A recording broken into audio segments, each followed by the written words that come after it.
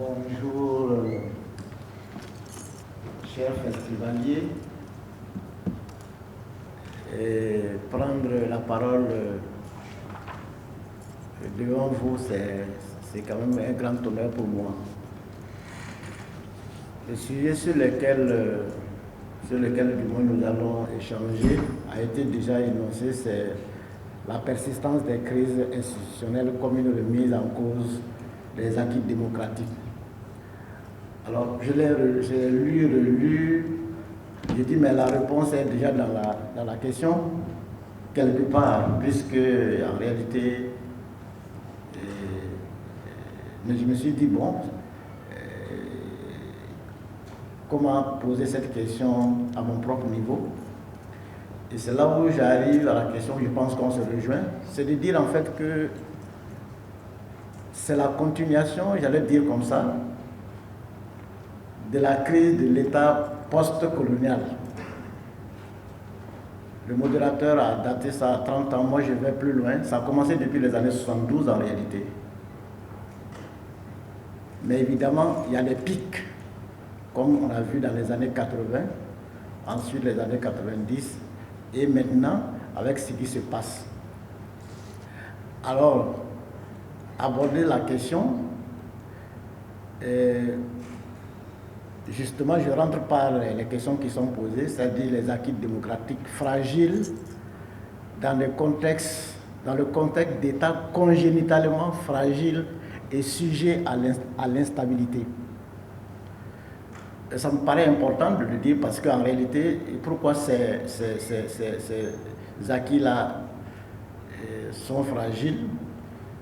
Si on n'interroge pas la nature des États eux-mêmes, on ne comprend pas pourquoi on est dans ces crises perpétuelles. Mais je dis déjà que peut-être que la crise, entre guillemets, a quelque chose de positif. Ça montre simplement que nos pays sont en mouvement. Sinon, la position statique veut dire la mort, en réalité. Quels que soient les drames qu'on rencontre, en réalité, nos pays sont en mouvement. Et c'est intéressant de le souligner. Donc, il me semble qu'il faut parler, donc, effectivement, on ne peut pas parler valablement de la démocratie, de la gouvernance et d'acquis démocratiques sans parler de l'État, qui est le cadre, l'espace public où se joue la démocratie. Et les États africains, pour la plupart, ont été constitués, j'allais dire, par un viol initial, parce que ils ne sont pas issus, j'allais dire, de la maturation interne des différents pays. Si on prend les différents royaumes du Bénin, du Manding, du royaume aussi, ainsi de suite, si on les avait laissés se développer normalement, peut-être qu'ils auraient pris d'autres chemins qui ne sont pas ceux qu'on nous a imposés. Or, on est marqué fondamentalement par ce viol-là. C'est un viol, c'est un acte de violence, parce que ce n'était pas consentant, n'est-ce pas? Ils sont arrivés avec les fusils et tout et tout. Et justement, pour ne pas m'attarder trop sur cette question, j'aime bien prendre à témoin le docteur Salif Diallo, qui est aujourd'hui décédé, qui a été président de l'Assemblée, qui a été ministre très puissant de Blaise Compaoré, etc., mais qui, dans sa thèse, a dit quelque chose d'extrêmement important sur comment l'État africain est venu et pourquoi on a tous ces problèmes. Et je le cite entièrement. Il dit, mais parler de l'État, c'est apprécier en quelque sorte la politique africaine. C'est que l'État africain se porte mal, sinon même très mal. Et il se porte mal pour plusieurs raisons. La première raison réside même dans sa naissance. Les germes de la faiblesse et les turpitudes de l'État africain résident dans sa façon de naître, découpé qu'il fut de façon inqualifiable. Et l'administration coloniale, en partant, a créé une situation où on a légué le pouvoir d'État à des formes personnalisées du pouvoir. Si je peux m'exprimer ainsi, tout le mal africain réside d'abord dans ce présidentialisme africain où, dans une république, la tendance globale est de concentrer tous les pouvoirs aux mains d'un seul homme, le président. Les autres pouvoirs qui étaient censés limiter le pouvoir présidentiel se trouvent affaiblis Et à partir de là, vous avez toutes les dérives possibles. Fin de citation. Alors, ça veut dire qu'on a institué ce type d'État qu'on peut qualifier, j'allais dire, de post-colonial, de néocolonial, mais il n'a pas été institutionnalisé, si on peut parler ici, parce que il n'est pas approprié par 80% de la population. C'est le fait basique. Quand on fait les élections, la plupart du temps, les gens s'expriment en français, c'est pas en lingala, c'est pas en bamileke, c'est pas en moré, ou quand on s'hasarde, c'est pour faire des anecdotes parce qu'on ne peut pas exprimer un programme réel à ces populations, et ça ne se termine pas des t-shirts qu'on a amenés pour les blaguer.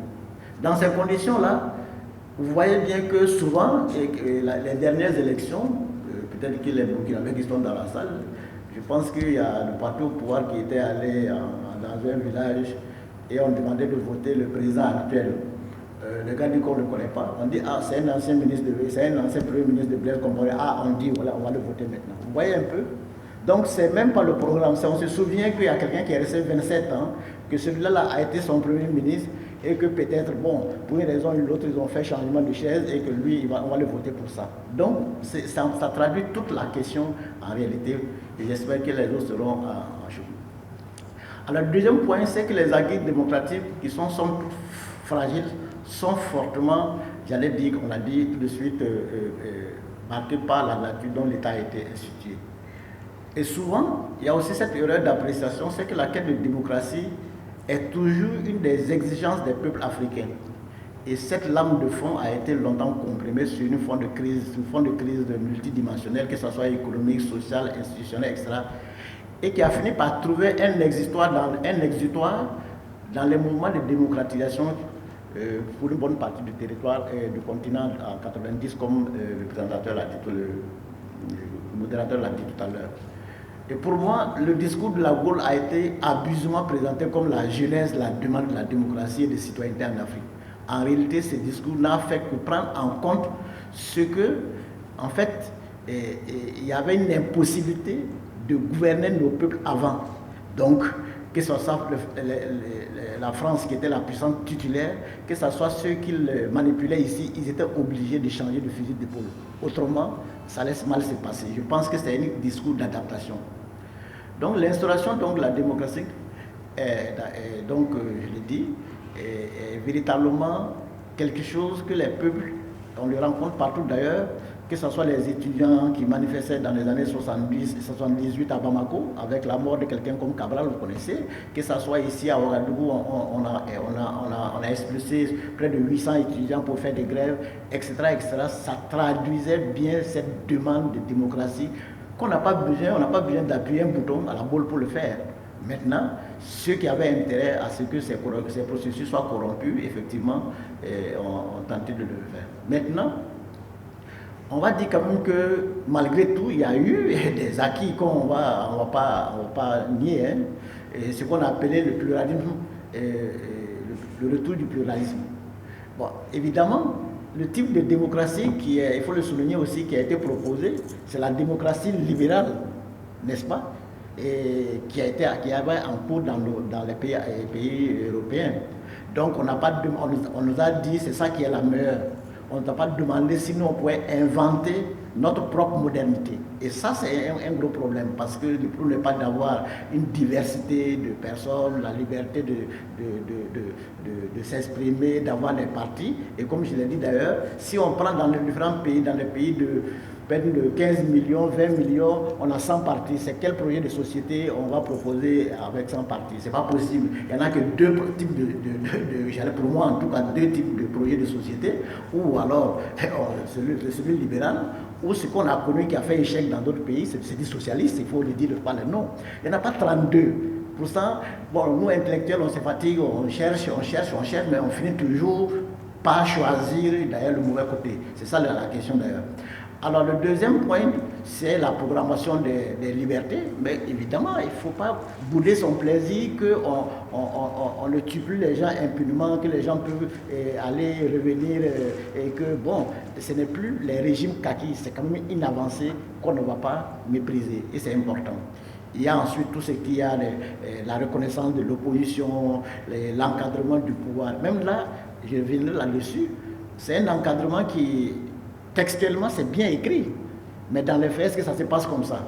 C'est toute une question qui me fait déboucher sur la deuxième partie. Pourquoi la persistance donc, des crises institutionnelles?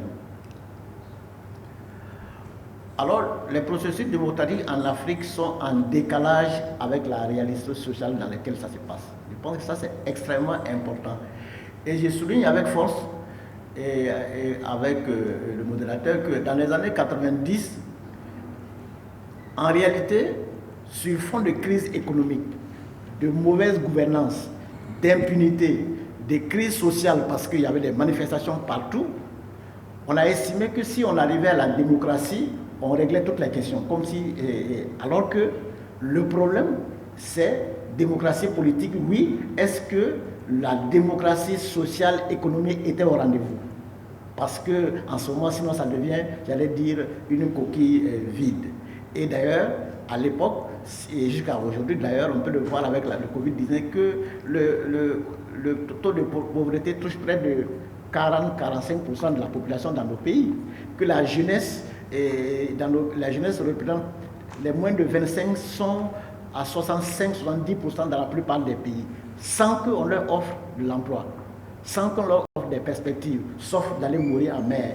Et ça, c'est des problèmes. C'est toutes ces questions-là qui sont posées, qui questionnent la démocratie, en fait. Parce que tout ce que j'ai dit plus haut comme acquis, mais il ne répond pas à ces questions clés qui font en fait que ça devient une sorte de démocratie, j'allais dire, un peu factice, si on peut s'exprimer ici. Alors, il ne faut pas ça, il ne faut pas, dans un contexte de crise morale, de crise des valeurs, il ne faut pas s'attendre à ce que autre chose que ce qu'on perçoit aujourd'hui comme, j'allais dire, une remise en cause donc, de ces acquis. Alors, donc, le retour au vieux démon comme une remise en cause des acquis. Les expériences sont fragilisées par la persistance donc, de conflits armés, de coups d'État, cependant que les élections mal préparées ou manipulées font sombrer les pays dans la tourmente. Vous regardez, la plupart du temps, on a vu ici les dernières élections, les gens disent oui, ça s'est bien passé, mais tout le monde sait que toute la CEDEAO est descendue ici, l'Union européenne, pour venir dire, bon, c'est pas la peine de casser, vous êtes le dernier verrou, sinon après les djihadistes vont envahir les pays côtiers. C'est ça qui a fait, sinon l'opposition avait pratiquement rejeté ils ont fait mouta-mouta, comme dit le président de la République ici, et ils sont arrivés à un accord, et puis tout le monde est sorti. On a dit, tout le monde est beau, tout le monde est gentil, c'est les élections les plus propres qu'on ait jamais réalisées. Mais la réalité est tout autre.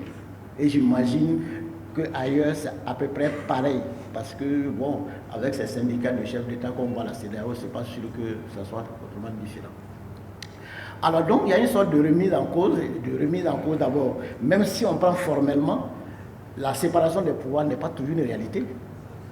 C'est un fait. Pouvoir judiciaire, pouvoir législatif, la confusion est parfois tellement criarde qu'on se demande tout ce qui est écrit là va où.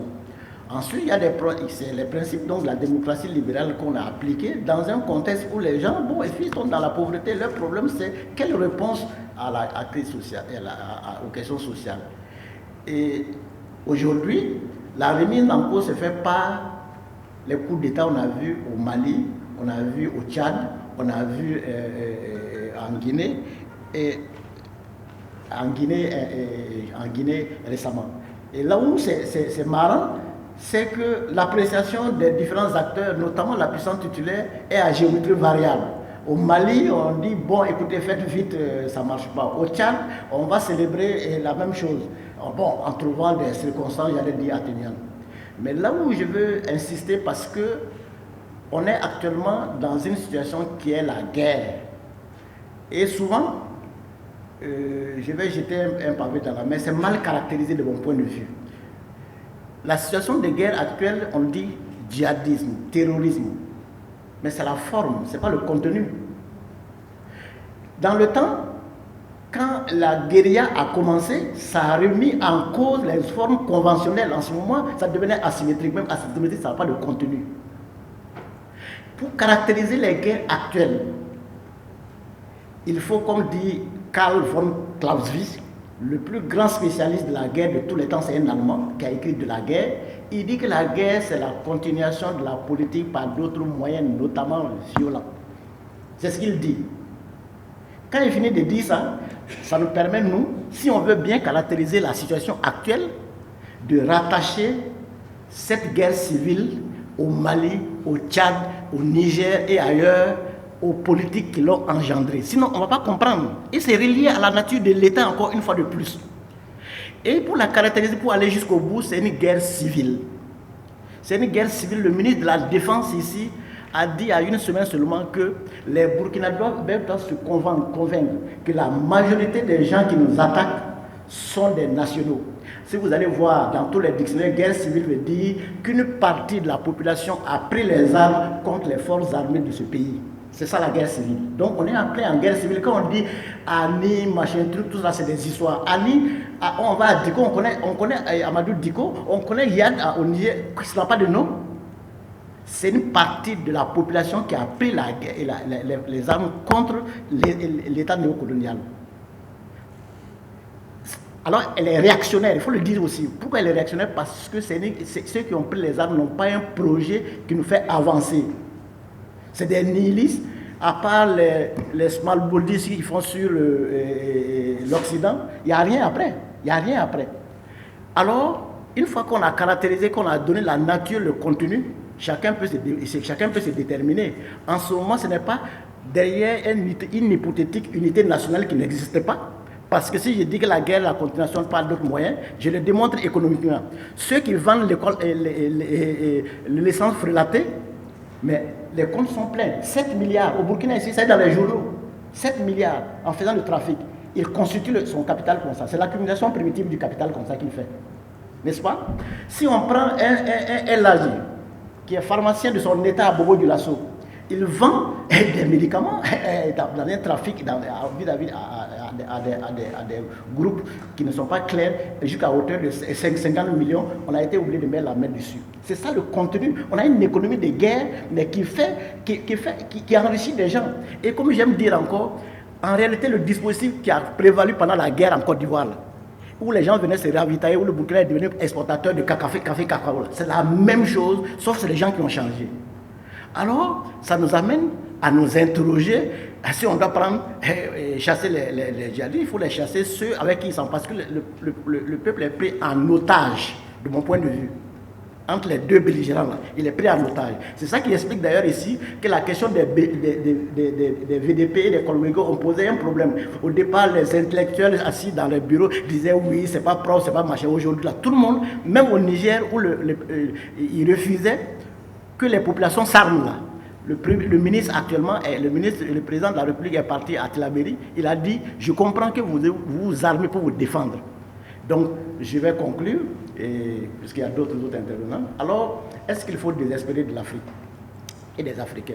La réponse pour moi est évidemment non, car le temps de l'Afrique est bien arrivé malgré les vicissitudes. C'est un auteur français qui le dit, le temps de l'Afrique est arrivé, il le démontre. Aujourd'hui, c'est ici, là, si on dépose 100 francs, ça devient 200 francs ou bien 500 francs. C'est en Afrique que ça s'est fait. Donc, ça veut dire qu'on rentabilise le capital ici. Et ça, il ne faut pas l'oublier, la guerre, là, est aussi la continuation de cette rentabilité que je disais. Alors, je voudrais appeler à mon secours le grand généticien Albert Jacquard, qui, en parlant de la crise, dit dans son livre « De l'angoisse à l'espoir, leçon d'écologie humaine », il dit ceci. On a parlé tous les jours de crise. Une crise est une situation provisoire. Elle a un début, une fin. Elle s'achève plus ou moins brièvement. Le concept de crise est dangereusement trompeur car il indique que, comme si la situation actuelle n'est pas exactement semblable à celle passée, celle-ci se manifestera de nouveau. Ce qu'est en train de vivre la société d'aujourd'hui n'aura pas une fin ramenant à l'état antérieur. Il ne faut donc pas parler de crise, mais de mutation irréversible, au sens où l'entendent les biologistes, car il n'y aura pas de retour en arrière. C'est extrêmement important parce que c'est ça qui permet de dire qu'il ne faut pas qu'on regarde dans le rétroviseur. Ce qui nous arrive est dramatique, mais demain est encore meilleur. C'est ce que moi je défends en tout cas. Et il conclut en disant que oui, nous sommes en train de vivre une révolution. Et nous ne devons pas oublier que toute révolution partage les hommes en deux camps, ceux qui subissent et ceux qui la conduisent. Nous devons donc nous rendre compte que nous avons le devoir de participer activement au changement en cours pour leur donner la bonne direction. C'est pourquoi je dis qu'il faut être porteur d'espoir. Et comme dit un Sénégalais, un paysan sénégalais, Mamadou Sissoko, que beaucoup de gens connaissent, il dit que nous sommes notre propre remède. Nous sommes notre propre remède. Et ce qu'il dit, il le dit en écho à quelqu'un, un grand humaniste philosophe qui disait il y a quelques années, plusieurs années avant, c'est Karl Marx, il dit que l'humanité ne se pose jamais que des questions qu'elle peut résoudre, car à regarder de près, il se trouvera toujours que le problème lui-même ne se présente que lorsque les conditions matérielles pour le résoudre existent ou du moins sont en voie de le définir. C'est pourquoi moi j'ai des bases objectives d'espérer, parce que le fait que vous-même vous soyez résistants, vous qui êtes les gens de la plume, que chaque jour vous ne rapportez pas le désespoir, vous décrivez des situations dramatiques, mais vous dites c'est possible. Ça c'est un. Deuxièmement, on a une jeunesse extraordinaire de Bamako à Djamena, à Ouagadougou, machin. Tous les jours, les gens expriment le désir de changement. Mais c'est ça l'espoir. C'est ça l'espoir. Donc dans ces conditions, il n'y a aucune raison de désespérer. Et je pense bien que véritablement, et pour moi, les crises ont quelque chose aussi de positif, entre guillemets, si je m'aligne sur ce que le généticien a dit tout à l'heure. Je vous remercie.